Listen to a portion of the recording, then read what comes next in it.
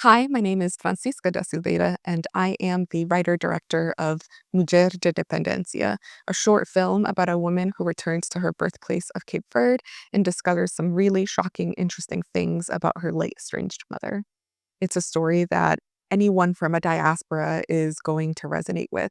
This idea of homecoming, this idea of wanting to get to know a place that is very much your home, but that you may not necessarily have a direct connection to.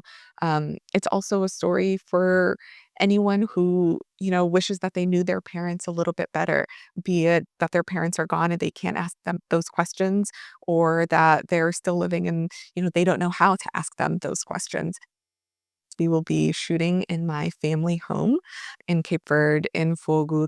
Before my dad passed, he gave me permission to shoot the short film there, and so it holds an extra piece of, sentimentality to me.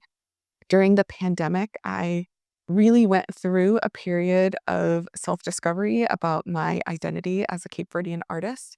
So I started following as many Instagram accounts as I could, and one of those was 𝗀𝗄𝗃 𝗃𝗃. And during that time, they posted this photo, a couple of photos actually, that featured female soldiers during the independence movement in the 70s in Cape Verde. I personally did not know that women served in the army in the 70s. And so that was something that was really interesting to me, and so I started researching and learning more about the women who fought and about Amilcar Cabral, his stance on women, his very progressive stance on women, I learned.